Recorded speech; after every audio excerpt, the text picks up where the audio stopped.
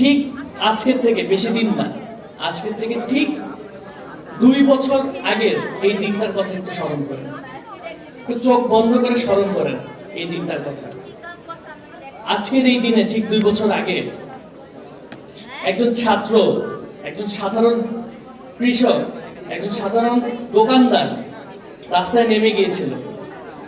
সে দেখছে যে তার চোখের সামনে তার সাথের আন্দোলনকারীর গায়ে গুলি লেগে, মাথায় গুলি লেগে মগজ ছিটকে যাচ্ছে, স্পটে মারা যাচ্ছে, হাত পুড়ে যাচ্ছে। তারপরও সে যেখানে আন্দোলন করছে সেই আন্দোলনের জায়গাটা ছাড়ে নাই এবং সংগ্রাম চালিয়ে গেছে। তার পাশের জনকে হসপিটালে রেখে দিয়ে আবার রাস্তায় নেমে এসেছে, সে স্লোগান দিচ্ছে। এই সাহসটা ছোট ছোট বাচ্চাদের, সেই দিন মজুরের, সেই রিক্সাওয়ালার এই সাহসটা কোথা থেকে এসেছিল? আমরা কি সেটা উপলব্ধি করতে পারি? পরিবর্তন খুব ছোট একটি শব্দ, কিন্তু এর মূল্য অনেক বেশি। তা আমরা হারে হারে টের পেয়েছি, আমাদের জেনারেশন হারে হারে টের পেয়েছে জুলাই আগস্ট গণঅভ্যুত্থানে। যারা তাদের পরিবারের স্বজনদেরকে হারিয়েছে তারা জানে জুলাই গণঅভ্যুত্থান কি জিনিস।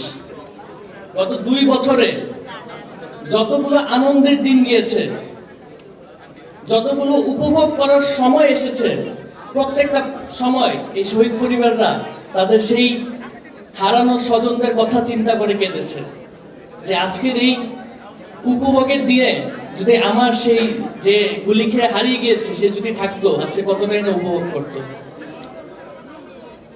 আমি কথাগুলো বলছি কারণ জুলাই আগস্ট গণঅভ্যুত্থানের সকলেই নেমে এসেছিল একটা আশায়, নিজের জীবন দিতে রাজি হয়ে গিয়েছিল। সেই আশাটি হলো পরিবর্তন। আজকে 2 বছর পার হয়ে গিয়েছে, আমরা কি পরিবর্তন পেয়েছি? যেই জন্য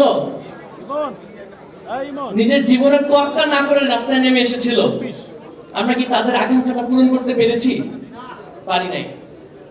কবে পারবো জানি আমরা কেউ? তাও জানি না। কিন্তু আমরা কি আশা হারাতে পারি? এতগুলো জীবন যাওয়ার পরেও, এত জনের আত্মত্যাগ স্বীকার করার পরেও আমরা কি আশা হারাতে পারি? এই দেশের জন্য 71-এ মানুষ জীবন দিয়েছে, পিলখানা ট্র্যাজেডিতে মানুষ জীবন দিয়েছে, গত 17 বছরের গুম খুন অন্যায় অত্যাচারে মানুষ ভোগান্তি স্বীকার করেছে। এত এত আত্মত্যাগের পরেও কি আমরা আশা হারাতে পারি? আমরা আশা হারাতে পারি না। তাই আমি বলতে চাই যে আমরা যেই আশা নিয়ে এখনো আসি, সেই আশাতেই আমরা বুক বাঁধতে চাই এবং আমরা চাই যে যে পরিবর্তনের জন্য জীবন দিয়েছে সেই পরিবর্তন খুব দ্রুতই আমাদের চোখের সামনে আসবে।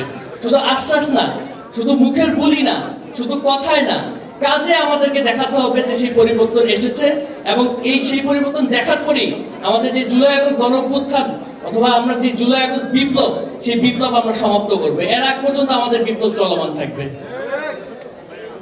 সকলকে ধন্যবাদ জানাচ্ছি, জেআরএ কে ধন্যবাদ জানাচ্ছি আজকের এখানে সকলকে এভাবে একত্রিত করার জন্য এবং এত সুন্দর একটি দিন উপহার দেওয়ার জন্য।